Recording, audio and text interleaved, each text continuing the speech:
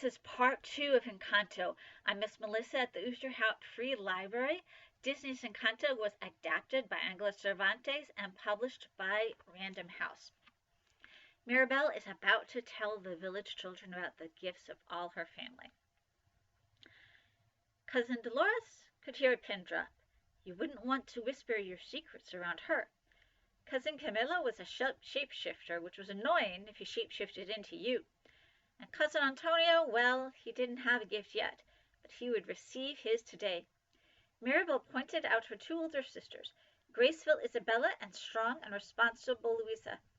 Isabella was Miss Perfect. She could make flowers bloom out of thin air with a flick of her dainty fingertips. Everyone adored Isabella, including the handsome Mariano, who was right at this very moment, staring at her with lovey-dovey eyes. Louisa was super strong and responsible. Her biceps were as huge as her kind heart. Need a palm tree moved to provide better shade?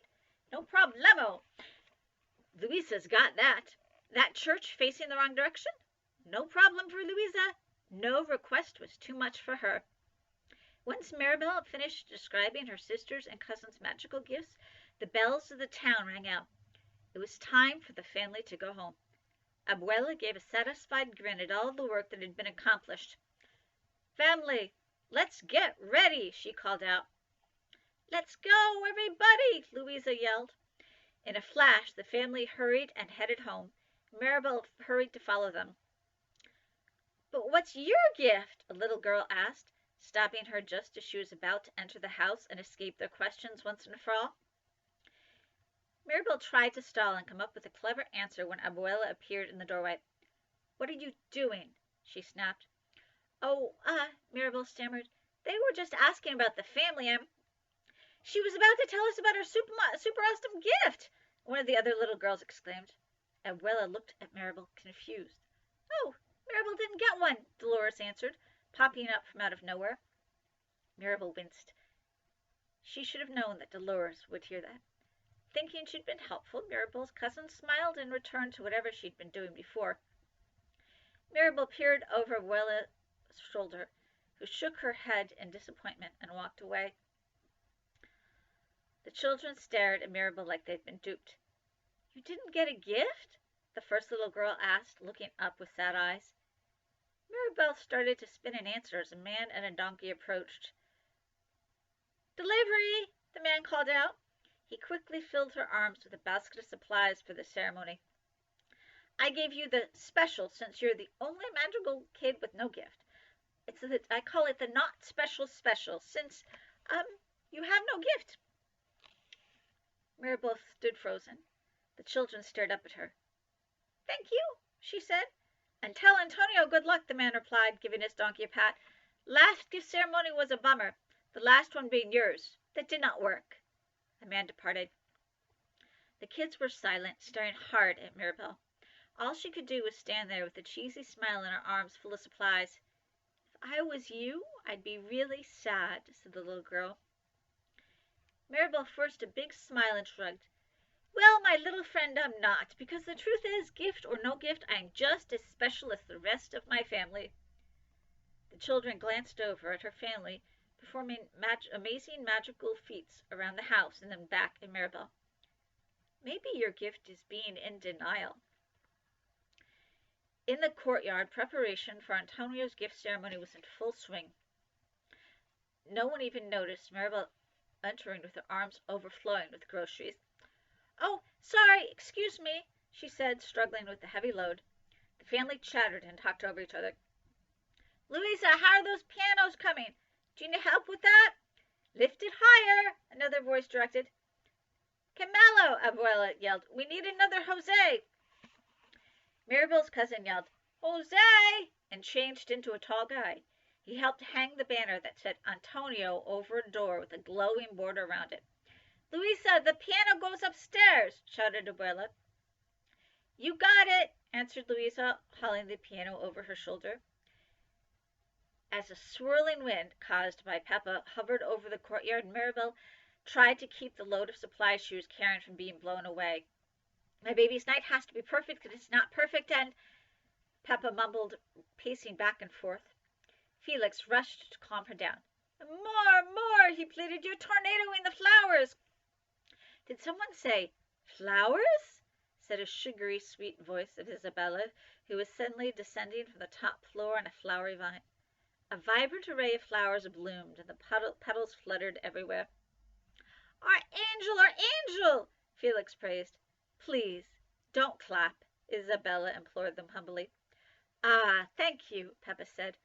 Oh, it's nothing, Isabella answered. She landed gracefully in the courtyard next to Mirabel, who was now covered in petals. Mirabel quickly brushed petals off herself, hoping to look as elegant and relaxed as her older sister. Relax. No one's looking at you, Isabella said. Well, they're only looking at you because you're so pretty, Mirabel responded. Ugh, she said to herself, wincing at the sloppy comeback. Isabella glared at her as if to say, loser, then headed off in a different direction.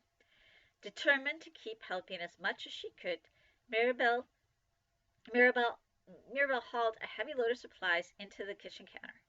Her mom noticed and slid over. Whoa, her mom said with concern. Mi vida, you okay? You don't have to overdo it. I know, Mama. I just want to do my part like the rest of the family, Mirabel said, then let out a big grunt as she dumped another load onto the counter. The counter tiles quickly shuffled it away. She's right, her father said, suddenly in front of her with a swollen face covered in red welts. Gee! Mirabel winced. She glanced over to Mom. Her mom sighed and began pounding dough between her palms. Her father continued, First gift ceremony since yours. Lots of emotions. Bee stings, Mirabel announced her mom. And I've been there. Augustine, Mirabel's mom said. The father continued, When me and your Tio Felix married into the family, outsiders who had no gift, never ever would, surrounded by the exceptional, it was easy to feel unexceptional. Okay, Peppy, Mirabel said. Her father was insistent that she talk about her feelings on Antonio's special day. I'm just saying I get it. Eat, Mirabel's mom said, stuffing an arepa into Augustine's mouth, healing him instantly. She shoved him away and turned to Mirabel. Mi amor, if you want to talk. I gotta put out the stuff, she blurted, grabbing more supplies. House isn't going to decorate itself. Suddenly, Mirabel realized what she had said. I mean, you could, she called out to Casita. You look great. With her arms loaded, she headed out of the kitchen. Remember, Julieta called after Mirabel, confused. You have nothing to prove. You have nothing to prove, her father bellowed. Satisfied with their little talk, he exchanged a we nailed it look with Julieta. But then a bee stung his nose again, causing it to swell up again. Later on, feeling great and not like she had anything to prove at all, Mirabel hauled a huge box to the second floor. She pulled out one candle after another and arranged them around the balcony. Throughout the house there was busy chatter. Casita, the whole town is coming. The staircase should be twice as wide, someone ordered. Don't touch that. That's for Abuela, another voice said. Anyone seen my tea play? Someone else called out. Mirabel felt disconnected from the planning in the courtyard, but she was determined to find her own way to help on Antonio's special day.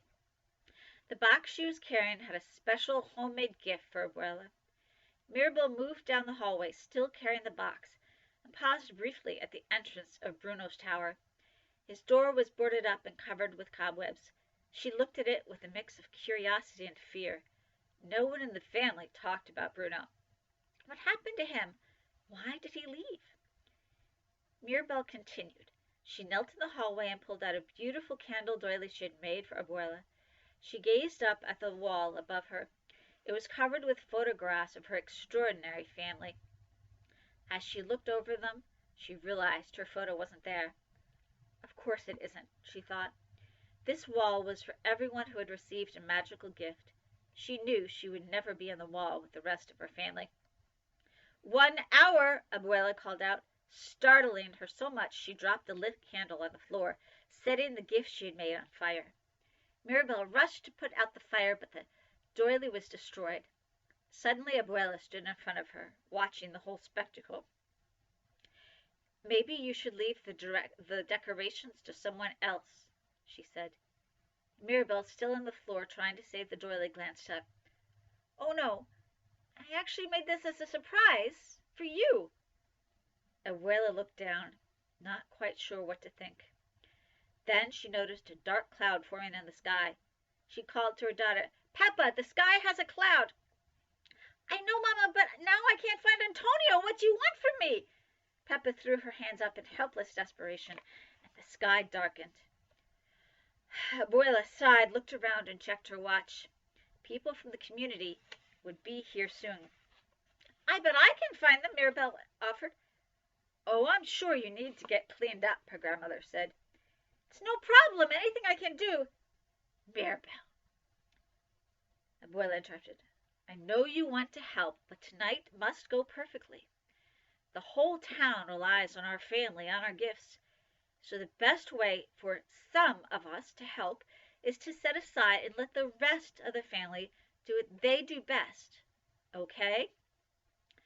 "Yeah, she said with a nod. Even though the words hurt her, Mirabel always went along with whatever Abuela asked of her. She loved her grandmother and wanted to make her proud. She felt like she kept disappointing her. Abuela gave a tight-lipped smile as a gust of wind gushed through the house. "Peppa, Amor, the wind!" Abuela called out, rushing away. "Ay, what do you want me to do?" wailed Peppa. Mirabel went to her room, as her abuela had suggested.